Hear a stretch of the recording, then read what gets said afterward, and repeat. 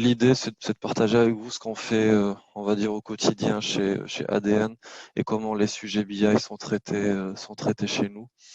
Et l'objectif, c'est de vous partager un peu les questions, les réflexions qu'un directeur, qu'un DSI va se poser, qu'un directeur général va se poser, ou qu'un président d'une société va se poser, à savoir comment améliorer la valorisation de ma donnée, comment rendre les choses plus modernes, comment instaurer une culture data au sein de mon entreprise.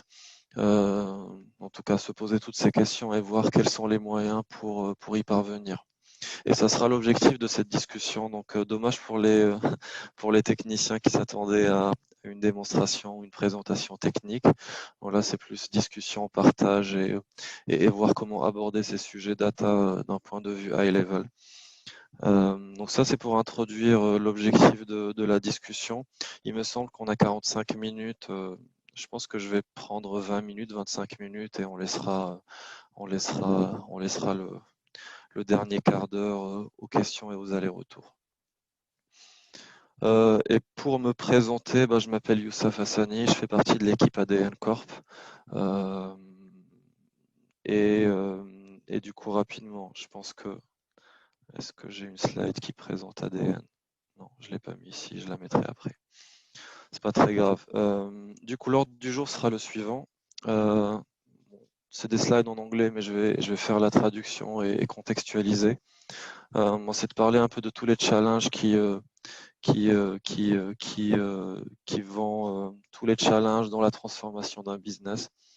C'est de parler de la plateforme Microsoft, comment la plateforme Microsoft aide les entreprises à infuser une culture data, à favoriser l'échange et la collaboration.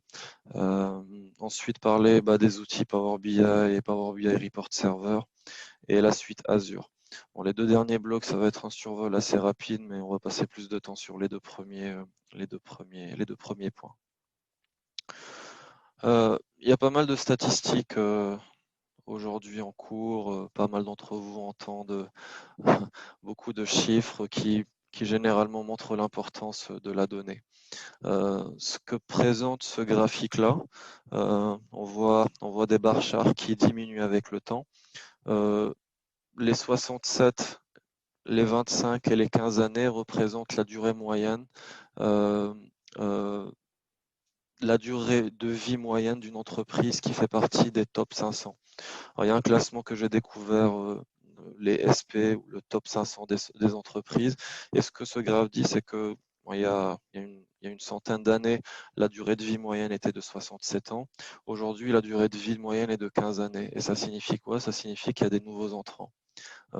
Et donc, tous les années, il y a des sortants et toutes les années, il y a des entrants. Les entrants sont principalement les grosses boîtes de la tech, mais ce que cela révèle principalement le fait que les boîtes qui rentrent ont cette habilité, cette capacité de se transformer grâce à leurs données, et celles qui sortent malheureusement n'ont pas su valoriser le capital data qu'elles avaient, n'ont pas su équiper convenablement leurs collaborateurs, n'ont pas su se transformer et infuser cette culture donnée. Vu que la data aujourd'hui est le pétrole de demain, c'est le pétrole d'aujourd'hui. Et donc tout le challenge, c'est de voir comment transformer et raffiner cette matière. Et la raffiner passe par équiper ses collaborateurs, les rendre plus autonomes, les former à de l'analyse de données et que tout le monde soit piloté par la donnée, que ça soit du contrôleur de gestion de l'opérateur sur le terrain jusqu'au président ou directeur général. Chaque strate, chaque persona d'une entreprise doit être en capacité de mesurer ses performances et d'exploiter les données qu'à minimal lui produira. Donc voilà un peu l'idée générale de cette slide. Et ce qu'on voit aussi, c'est que 75% des entreprises, en tout cas si je lis 25%, voilà, c'est ça. Donc les 75% des entreprises qui feront le classement de demain n'existent pas. Donc ça montre juste que les choses avancent très vite. Et ceux qui étaient établis ou longtemps établis risquent de voir leur part de marché s'effriter entre parenthèses au profit des boîtes qui ont su répandre, valoriser leurs données. Et la valorisation des données en soi n'est pas un objectif. En soi, c'est d'avoir une meilleure compréhension du business et savoir identifier ce qui fera la valeur ajoutée, ce qui fera la proposition de valeur de chaque entreprise. En tout cas, la data est un moyen. Et tout le challenge, c'est d'exploiter ce moyen, entre parenthèses, le plus efficacement possible. Vous m'arrêtez si je parle vite, si le débit est important. J'espère que ça va pour le moment. S'il y a deux, trois commentaires pour dire que c'est OK, que le son est bon et que le débit est bon. Tout est OK? Le son est bon. Mhm. On ouvre les chats pour voir. C'est OK. Tout est OK, parfait. Très bien. Donc là, j'avance et j'ai une slide qui parle de data culture, culture donnée. Bon, le plus important, c'est de pouvoir se positionner. Bon, là, on a beaucoup d'étudiants, quelques responsables, et le challenge et la question à se poser, c'est à quel moment on considère qu'une entreprise a atteint un niveau de maturité. Est-ce qu'on peut qualifier une entreprise, à quel moment on peut dire qu'une entreprise est data-driven, qu'une entreprise a su infuser une culture donnée? Aujourd'hui, il n'y a pas de définition claire, il n'y a pas de métrique claire. Chacun va interpréter, en tout cas, cette définition selon son vécu, selon ses sensibilités.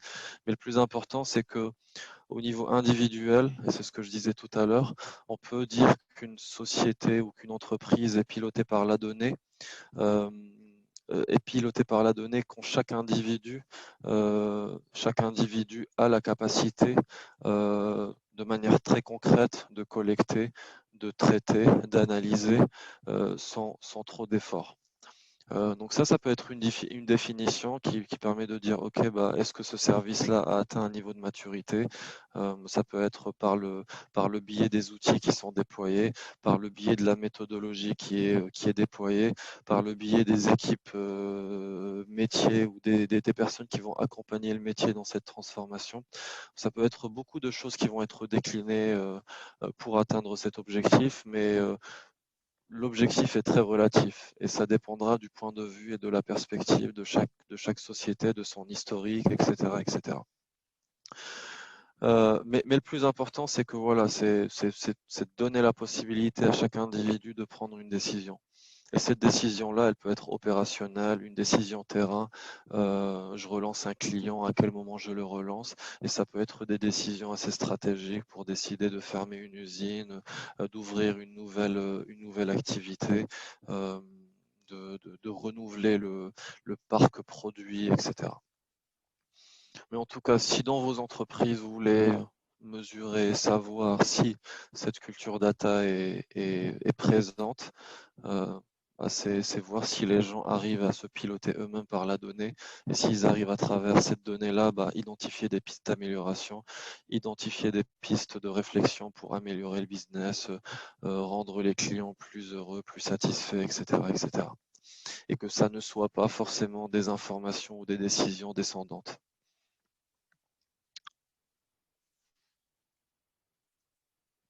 Pareil, dans la même lignée des slides avec des chiffres, ce qu'on doit retenir à ce niveau-là, ce sont trois informations. Le volume des données ne cesse d'augmenter. Et si je me réfère à ces slides, on a plus de quantité de données comparé à... Voilà, la taille a augmenté, en tout cas la taille a doublé, des données analysables. Ça, c'est une nouvelle notion des données analysables, mais c'est vrai que dans le tas des informations qu'on va collecter, beaucoup ne sont pas exploitées, peu exploitées ou difficilement exploitables. Mais ce qui est sûr, c'est que parmi ces sets de données, ce qui est noté, c'est que celles qui sont analysables et rapidement ont doublé. On On a aussi une grosse consommation de la donnée, beaucoup d'échanges de données. Une information va se retrouver dans une application, une base de données, deux. Donc voilà, il y a une multiplicité des sources et des mécanismes qui permettent de consommer la donnée. Beaucoup d'outils d'analyse, Power BI, Tableau, Qlik, SAP. Donc il y a une ça favorise énormément l'accès, l'exploitation, mais la question qui réside derrière, c'est comment ces éléments s'articulent et se mettent en jeu pour atteindre l'objectif. Il ne suffit pas de déployer un outil de reporting si la méthodologie, la démarche et l'accompagnement ne sont pas clairement définis, et l'outillage ne règle pas tout. Donc ça, c'est l'information 1 sur la quantité des données. Ce qu'on constate aussi, c'est que beaucoup de sociétés migrent vers le cloud. Il y a une dizaine d'années, je me rappelle, on parlait des premiers use cases de l'intégration de données dans le cloud, en parlant de consommation à la demande, ne pas forcément avoir un serveur physique, acheter l'outil avec une licence annuelle pour l'utiliser et alimenter de tables ou récupérer de flux ou de fichiers. Là, aujourd'hui, le cloud a plus de sens parce que pour les entreprises, c'est à la consommation. C'est-à-dire que je peux prototyper rapidement sans forcément monter une grosse infrastructure. Je peux, voilà, j'ai une consommation à la demande. Plus mes flux augmentent, plus ma consommation augmente et je sais gérer efficacement, on va dire, les coûts d'infra qui étaient très élevés avant. Là, on est plus sur de l'abonnement et les entreprises aiment bien avoir voilà, des dépenses de type abonnement. Alors, je ne fais jamais la différence entre CAPEX et OPEX, mais peut-être que si quelqu'un de l'auditoire pourra me corriger. Mais en tout cas, voilà, c'est tous ces usages-là et la facilité d'implémentation, de suivi de licensing et de coûts favorise le passage. Et on a pas mal d'exemples à Dakar et en sous-région de sociétés qui migrent vers le cloud. Il y a tout, il y a naturellement des questions sur la souveraineté des données, sur la sécurisation des données. On n'est pas très contraint en Afrique de mettre en avant ou de réfléchir à tout ce qui est RGPD, la réglementation générale des protections de données pour les citoyens européens. Ça s'applique pour quelques entreprises africaines qui vendent des services à des citoyens qui sont en Europe. Mais en tout cas, le cloud permet de se concentrer plus sur ces questions de compliance, de sécurité, comment monter les choses proprement, que de passer du temps à estimer potentiellement le nombre d'utilisateurs cibles, à sizer convenablement les machines, parce que dès qu'on les achète, on va dire dès que dès que l'achat est fait, c'est difficile de revenir en arrière ou de réinstaller les choses ou de migrer d'une machine à une autre. Donc voilà, le cloud aujourd'hui libère le temps de cerveau pour l'investir sur d'autres thématiques plus importantes. Et c'est ce qui plaît aujourd'hui. En tout cas, c'est les arguments qu'on avance chez ADN et qui font sens. Et l'autre point, c'est qu'on a beaucoup d'applications SaaS. Donc qui dit SaaS dit cloud. Et l'usage ne fait que grossir sur ce volet-là. Alors, la transformation comme étant une opportunité. Pareil, en fait, c'est la succession des slides que je présente montre l'importance. Hein. Celles qui sauront capter plus de valeur, qui sauront valoriser leurs données, on estime qu'on est autour de 430 000 billions de dollars, en tout cas de valeur qui sera captée par celles qui sauront se transformer. Et les avantages sont divers. Bon, le petit bémol de ces statistiques, c'est de les mesurer après coup. Mais en tout cas, je pense que tout le monde partage le fait qu'une entreprise qui maîtrise le cycle de vie de sa donnée versus une autre entreprise qui ne le maîtrise pas du tout, même secteur, même cible, même client, on imagine que la première arrivera à tirer plus d'avantages et capter plus de valeur que la première. Mais c'est effectivement des chiffres à mesurer et à suivre. Et on parle aussi on va dire de réduction de coûts. C'est difficile en fait de comparer le monde d'avant et le monde d'après parce qu'on est sur des approches différentes, des technologies différentes, une manière de raisonner différente, des profils et des challenges qui vont être différents. Donc on sait dire qu'il y a une réduction de coûts, mais pas forcément matérialisée de la même manière que les calculs d'avant. Tout simplement, quand on va dire à un DSI, bah, le cloud, au-delà du fait que c'est de la consommation à la demande, tes équipes on va dire, ne perdront plus de temps à gérer des problèmes de connexion, de communication entre deux serveurs, mais passeront plus de temps à aller comprendre le métier, proposer des choses pour améliorer ce business. Donc le discours est totalement différent et ça implique aussi aux DSI, aux équipes IT de se transformer, ne plus être, on va dire, se positionner comme fournisseur d'infra, fournisseur d'outils, mais plus comme un véritable accompagnateur. Grâce au cloud, grâce aux outils de reporting qui sont là comme support. Good.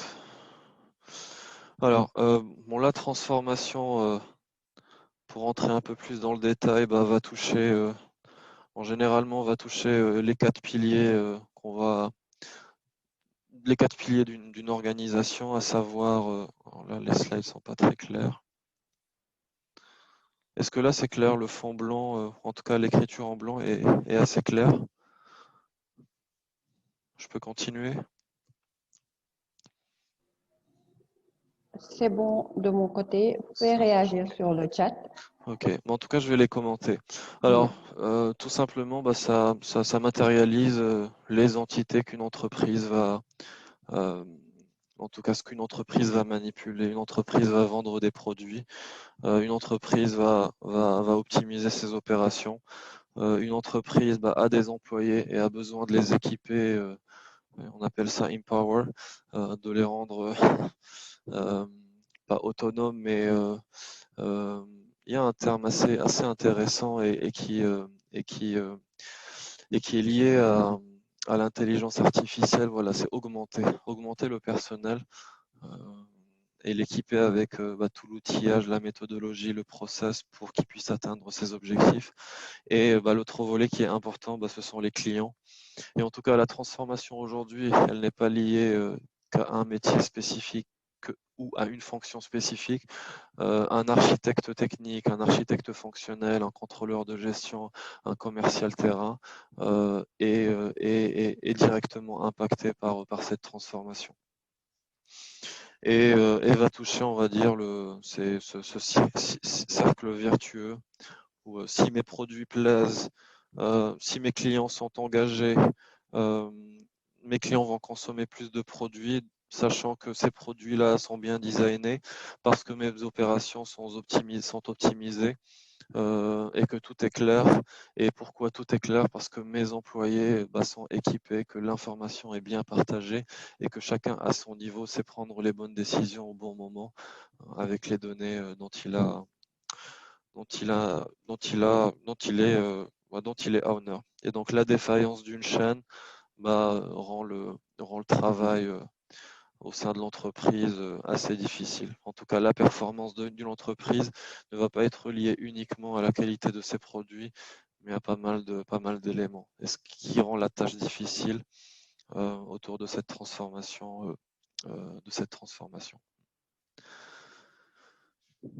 Good. Donc là, c'était on va dire une rapide introduction de ce qu'on entend par data et comment les choses vont être perçues à l'échelle d'une entreprise. Aujourd'hui, l'objectif, et c'est aussi un volet spécifique, on zoome sur une approche technologique. On aurait pu introduire des process humains, de la méthodologie, mais vu qu'on est, on va dire, et c'est là où, vu qu'on est sur un event data, c'est peut-être aussi présenter les nouvelles approches d'intégration, de collecte et de stockage. Aujourd'hui, le challenge des DSI, en tout cas des responsables data, c'est de créer cette plateforme moderne. On ne parle pas de data warehouse parce qu'on ne peut pas résumer ça qu'à un seul data warehouse. On ne peut pas parler de big data parce qu'on ne va pas résumer l'usage uniquement aux données qui vont être susceptibles à être stockées dans des architectures big data.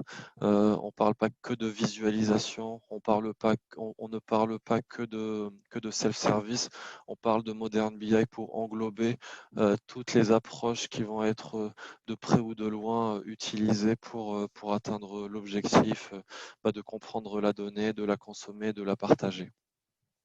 Donc aujourd'hui, ce schéma-là, pour ceux qui sont dans la BI, dans la data science, rien d'extraordinaire pour le moment. Mais l'objectif, en tout cas, c'est que cette plateforme-là ne soit plus, on va dire, sous la responsabilité de l'IT, mais que l'IT puisse fournir ça comme une plateforme qui sera utilisée par les métiers finaux. Et cette plateforme-là fournira des services, fournira de l'outillage, et l'outillage peut être différent. On peut accepter d'avoir deux outils de reporting au sein de la même entreprise. Ça ne veut pas dire qu'on a des doublons, ça veut juste dire que Power BI va répondre à un usage spécifique et Cognos qui répond à d'autres usages va permettre du coup en l'intégrant de répondre à d'autres usages. Donc faut pas forcément être cantonné à une technologie, une base, un outil de reporting.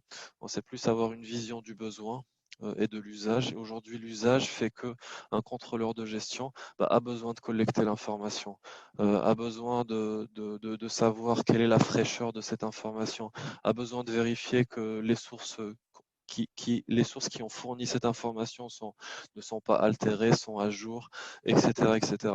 Donc rien que sur la partie collecte d'informations, le rôle de la DSI va être de fournir ces plateformes-là qui vont consolider l'ensemble des informations, garantir leur unicité, garantir leur source de données, leur véracité, etc. Et derrière, nous ne sommes pas là, on va dire, comme IT pour exploiter, mais on est là pour fournir cette plateforme-là et les utilisateurs vont être utilisateurs de cette plateforme et consommateurs. Donc ça réduit le travail de l'IT qui avant faisait tout, mais derrière ça ouvre le champ et ça ouvre un champ assez important sur la manière d'accompagner le métier, chose qui n'était pas forcément simple avant à mettre en place. Donc quand je dis accompagnement, c'est au lieu on va dire de faire ce qu'on nous demande ou ce que le métier demande, c'est se poser avec le métier et bien réfléchir sur les impacts, bien réfléchir sur les enjeux, apporter aussi une valeur ajoutée parce que les métiers ne comprennent pas comment la donnée est récupérée, essayer de voir s'il y a potentiellement d'autres sources à intégrer, essayer de jouer ce rôle de fédérateur pour dire oui, mais attention, ce que tu es en train de faire à ce niveau-là est déjà fait par d'autres. Donc, exploite ce qui a été déjà fait parce qu'il y a un travail de consolidation et de collecte qui a été réalisé. Donc, c'est vraiment sortir et être conseil. Et dans Business Intelligence, il y a intelligence. Donc, il faut être intelligent et s'approprier convenablement et être vraiment conseil auprès des métiers. Et en tout cas, les challenges de cette plateforme, ça va être connecter les données assez rapidement. On verra comment. Être en capacité de modéliser des modèles. Et quand je dis modèle, je ne suis pas en train de parler de modèles prédictifs, mais juste des modèles d'analyse de données où je vais modéliser en table de faits, dimensions, pour favoriser l'analyse, favoriser le requêtage et répondre à un peu plus de questions. Ceux qui sont techniques et ceux qui ont fait un peu de modélisation SGBD, ceux qui ont fait de la du relationnel, on va dire, en système de gestion de base de données pour en comprendre, en tout cas, ce que je suis en train d'expliquer, la dualité entre un modèle décisionnel et un modèle opérationnel en troisième forme normale. Et en tout cas, voilà, c'est des systèmes qui vont permettre de modéliser. Et vous le verrez un peu plus tard, on peut modéliser avec du SQL, on peut intégrer des scripts Python. En tout cas, c'est des plateformes qui vont être disponibles à tous les usages, tous les profils et tous les cas possibles. Ensuite, analyser, partager l'information à travers des outils de visualisation, de self-service. Et ça rejoint l'idée d'équiper les gens au lieu de fournir une information qui est déjà consommable, préformatée, pousser les gens à ouvrir leur tableau croisé dynamique, à faire deux, trois analyses, deux, trois croisements et essayer de comprendre la réalité de leur business. Un rapport qui est figé, qui donne une information claire, c'est une chose. À communiquer pendant des comités de direction, pendant des comités stratégiques, mais prendre le temps d'analyser, de voir la performance des équipes, de comprendre ou d'essayer de comprendre si tel ou tel commercial performe, essayer de comprendre pourquoi ce commercial a performé contrairement à ses collègues, comprendre ses méthodes, ses astuces et être dans ce travail d'amélioration continue avec la data. C'est compliqué, je l'avoue, quand c'est des exports Excel, quand c'est des requêtes SQL qui sont exécutées à la volée, où le résultat est figé. Mais quand on parle d'un outil comme Power BI ou ClickView ou d'autres, le fait d'introduire ce type d'outil dans le bloc analyse permet de faciliter ce travail d'exploration.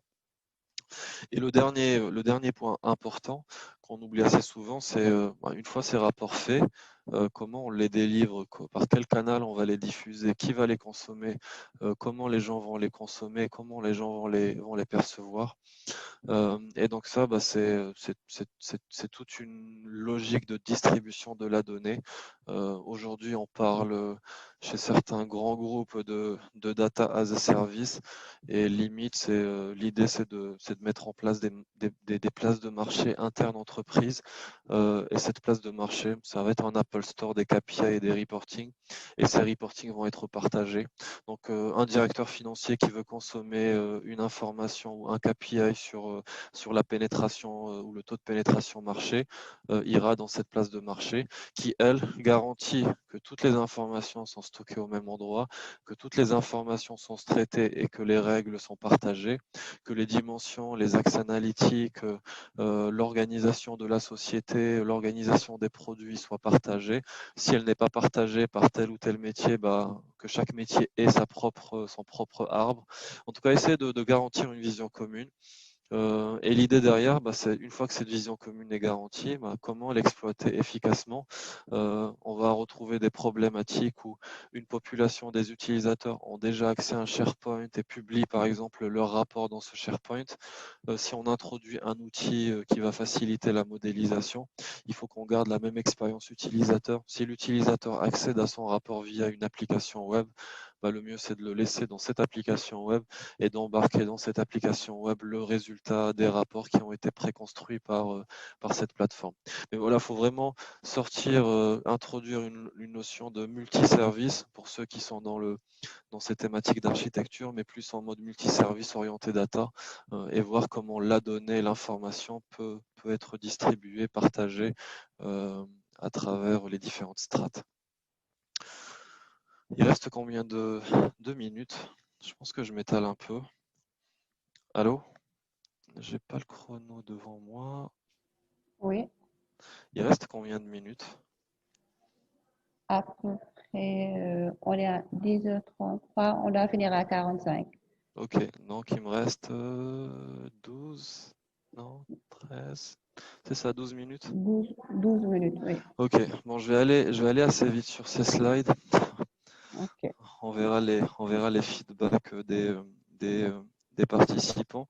Mais l'idée, c'est, comme je le disais, ceux qui sont intéressés par des questions d'architecture, data, aujourd'hui, on n'a pas un schéma, on n'a pas un process, on va dire, décrit.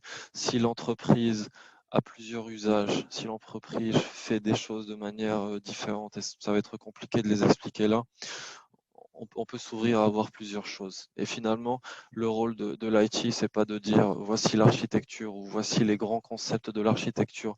Soit ça rentre dedans, soit ça ne rentre pas. Et je parle de ça parce que j'ai une expérience de discussion euh, dans certaines boîtes où les architectes doivent valider tout ce qui va être proposé pour garantir que ce n'est pas conforme, que les échanges de données sont faits convenablement, que les formats sont respectés. Mais on va accepter dans certains cas d'avoir une proposition par usage. Euh, et ça se traduit chez Microsoft par ces différentes stacks technologiques, euh, du Cube, du Power BI, une base de données, du Excel, du Power BI Report Server, différentes possibilités d'exposer la donnée, différentes possibilités de la partager. Des versions SQL Server 2019 qui intègrent un principe de fichier parsé, un peu, je ne vais pas dire même principe, et je ne maîtrise pas forcément, mais c'est des fichiers parallélisés, et c'est un équivalent d'un Hadoop. Donc aujourd'hui, même les bases de données, en tout cas de SQL Server 2019 dans son ancienne version, permet d'intégrer des scripts Kafka, permet de faire du machine learning, permet de faire du parallélisme, et permet aussi de faire ce qu'on fait de manière très classique, à savoir du SQL et du stockage. Donc la combinaison de tout ça, couplé à un rôle de l'IT qui va évoluer, j'allais dire qui risque d'évoluer, mais qui doit évoluer naturellement, pour être là à proposer des outils et accompagner le métier dans sa transformation. Bon, donc là, je pense que c'est une bonne partie des gens connaissent ce que fait Power BI. Donc là, je vais passer. Je pense que de mon côté, si je devais revenir un peu en résumé, on va dire en une minute, il y a des outils, on parle tous de data, mais comment concrètement cela se matérialise dans une société, comment cette culture doit être, on va dire, propagée. Ça, c'est des choses que c'est des éléments de travail qui vont prendre en considération non plus que l'aspect technique, mais d'autres aspects. Et l'idée, c'est véritablement se dire à la fin de la journée, est-ce que mes équipes sont autonomes? Est-ce que j'ai fait le nécessaire pour les aider à exploiter et à faire travailler la donnée? Donc ça, c'est la question qu'un DSI doit se poser à la fin de la journée. C'est comment il a pu aider le business et comment son travail impacte aujourd'hui le travail des métiers. Et première réflexion, c'est monter ce type de plateforme, c'est d'identifier les différents usages. Pour chaque usage, avoir une solution, être dans le prototypage, être dans l'agilité. Et c'est simple à dire, on va dire. C'est simple à dire, mais pour l'avoir vu et avoir réalisé quelques projets de transformation chez des grands comptes, beaucoup ne comprennent pas forcément ces enjeux et ces problématiques. Et changer le mode de fonctionnement des gens s'avère plus difficile et très lent. Donc c'est pour ça que généralement c'est des projets de longue haleine euh, à réaliser étape par étape, et c'est un accompagnement de longue haleine. Et c'est aussi quelque chose à inscrire dans la mission et dans la vision d'une entreprise, que ces salariés, je zoome sur les salariés ou je fais un focus sur les employés, mais on aurait pu prendre le cas des fournisseurs d'une société X ou Y. Euh, donc voilà un peu en résumé et synthèse rapide.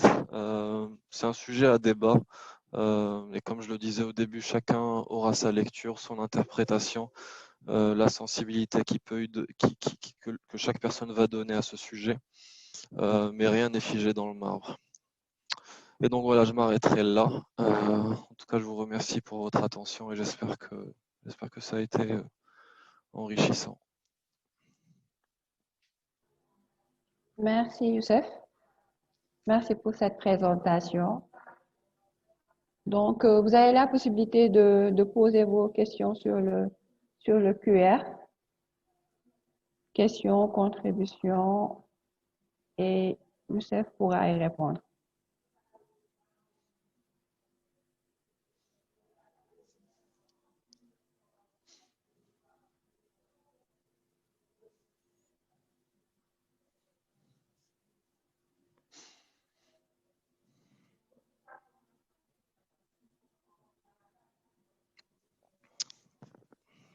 Pas de questions?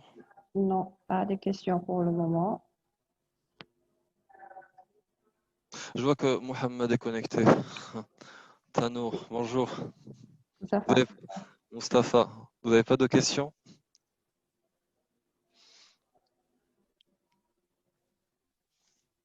Donc, on a une question de Amadou Diko. C'est quoi la place de l'open source dans le stack analytics pour nos entreprises? La place de l'open source est là et je pense qu'elle est encore plus présente qu'avant. C'est pas un monde que je suis moi personnellement, mais pour répondre à la question sur les technos Microsoft, je sais qu'aujourd'hui Microsoft est plus ouvert à intégrer les technologies open source. Euh, donc ça, je parle d'un point de vue éditeur qui souhaite ouvrir son offre de service à, à plus d'usages. D'un point de vue entreprise, c'est toujours un choix délicat qui se pose. Est-ce que je pars avec un éditeur ou est-ce que je construis moi-même? En fait, il n'y a pas de réponse. Si l'entreprise, je parle pour le cas de ADN ou d'une petite entreprise qui démarre. Euh, on va plus aller vers peut-être vers des technologies comme Microsoft.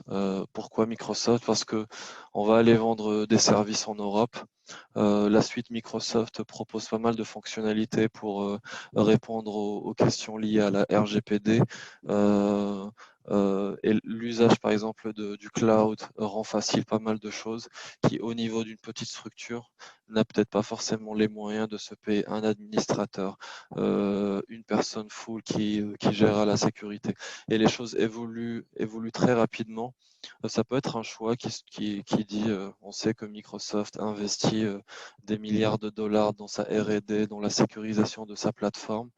Euh, ça peut être un choix. Aujourd'hui, en fait, il y a tellement de critères et le critère, il n'est plus que technologique. On peut ne pas prendre de l'open source parce que il n'y a pas assez de compétences. Je dis n'importe quoi, c'est pas forcément cohérent, mais on va choisir de prendre telle ou telle technologie parce que la compétence est présente ou parce que la compétence n'est pas présente, même si on sait que le produit est performant, que la techno est performante, mais une fois choisi, faut des gens pour le déployer, faut des gens pour le maintenir, faut des gens qui vont aller chercher, qui vont se mettre à jour et chercher des choses plus innovantes. Donc aujourd'hui, la place de l'open source est présente. Dire que je vais tout monter en open source, ça, c'est possible, c'est faisable en fait. Euh, c'est assez simple parce que moi je considère ça comme un puzzle, un Lego, et on peut composer les choses telles qu'on le souhaite. Ce qui va driver cette composition-là, c'est de savoir si l'open source répond convenablement à un besoin, pourquoi aller acheter un produit qui coûte X pour faire la même chose. Si l'open source ne répond pas, et ça peut être juste une mauvaise interface, ça peut justifier le fait d'aller vers un produit. Parce que nous, ce qu'on vise, ou ce qu'une entreprise va viser, c'est l'expérience utilisateur. Si en tout cas c'est mis en top 10 de ses priorités. Et l'idée du choix d'outils, vu que la question est posée pour donner un petit conseil, ma propre expérience, c'est se dresser une sorte de matrice pour dire voici les critères de notation. Critère 1, compétences, critère 2, support, critère 3, c'est la communauté, critère 4, le prix, critère 5, répondre à fonctionnalité 1, 2, 3, et faire la somme, faire une moyenne et voir en fait, à partir de ça, avoir au moins un comparatif et une sorte de notation qui va être associée aux vrais besoins de l'entreprise. Et je m'arrêterai là. Donc, il y a une autre question de d'Ergen qui demande par quelle étape une entreprise doit passer prioritairement pour devenir data-driven. J'allais être taquin et dire mais pour répondre sérieusement à la question, faut que cette volonté en fait vienne du top management, parce que la transition ne va pas se faire du jour au lendemain, et donc ça va être un projet de transformation qui va être lent. Quand je dis plus ou moins lent, c'est plus on implique les gens sur des sujets nouveaux, plus les choses prennent du temps. Et donc, il faut s'armer et faut que ça soit un vrai sujet porté par la direction générale. Parce que c'est un projet de transformation, on change les habitudes des gens, on va frustrer des gens au passage. Certaines personnes qui faisaient des choses ne le feront plus et vont devoir changer ou faire autre chose. Donc voilà, ça implique l'humain, et quand ça implique l'humain, c'est lent. Donc la première approche, c'est peut-être s'entourer d'experts, de gens qui l'ont déjà fait, des retours d'expérience de Orange. Bon, ça, je sais plus qui a posé la question et quel est le profil de la personne qui a posé la question. Euh, et le profil de la personne qui a posé la question, mais pour démarrer, c'est un état des lieux, se rapprocher des gens experts qui sont dans ces thématiques. Euh, euh, et voir par quel bout prendre le sujet. Une transformation, une data culture, si je prends l'exemple d'un accompagnement qu'on a eu avec Orange au Cameroun, ça a démarré par plusieurs choses, mais un bloc, si je devais zoomer sur un bloc en particulier, c'est comment améliorer l'approche self-service au sein des équipes métiers. Et ça, c'est une thématique qui rentre dans le cadre d'une culture data. Et encore une fois, il n'y a pas de définition claire. Ça, c'est la sensibilité. C'est une fois en entreprise, on va remarquer qu'il y a certains comportements, il y a certaines lacunes, il y a certaines choses à améliorer. Et on va peut-être à partir de ces choses-là identifier des actions pour que demain, l'objectif, il est simple, que les gens n'aient plus à se partager des Excel dans tous les sens, que l'information soit claire, partagée dans un endroit, qu'on ait les outils qui vont y accéder, qu'on garantisse que les gens ne vont pas reproduire des choses qui sont déjà présentes, qui ont déjà été développées. Donc voilà, c'est difficile en fait. Cette question implique, et ça peut être aussi l'objectif d'un autre webinaire, c'est concrètement comment faire une entreprise qui nous sollicite aujourd'hui. Qu'est-ce qu'on fait nous au quotidien pour l'accompagner dans ce travail. Désolé si j'ai pas répondu totalement à la question, mais on pourra prendre ça et éventuellement en parler après, vu que le temps tourne. Donc, actuellement, on est à 47, donc on va prendre encore 3 minutes pour répondre aux questions. Ça marche. Donc, il y a une question de Matar Nongo.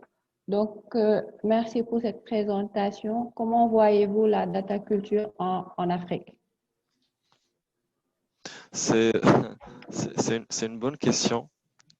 C'est une bonne question et je connais Matar, donc je vais le taquiner après la réunion. En Afrique, nous, ce qu'on a constaté, c'est vrai que les sujets data, déjà pour qu'une entreprise s'intéresse à ces sujets data, bon, alors je vais le refaire autrement. Les sociétés sont plus sensibles quand elles sont d'une certaine taille. Et quand je dis une certaine taille, c'est les multinationales.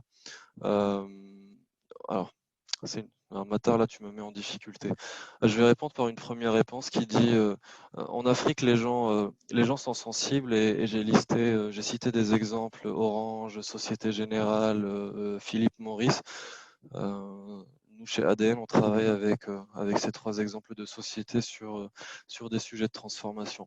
Mais ces sujets de transformation ont plus de sens quand l'entreprise a déjà un gros capital donné et comprend en fait l'enjeu. comprend l'enjeu.